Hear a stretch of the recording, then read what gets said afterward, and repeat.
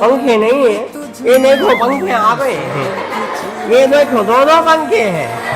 तुमसे किरण धूप की, तुमसे सियाह रात है, तुम बिन मैं बिन बात का, तुम हो तभी कुछ बात है।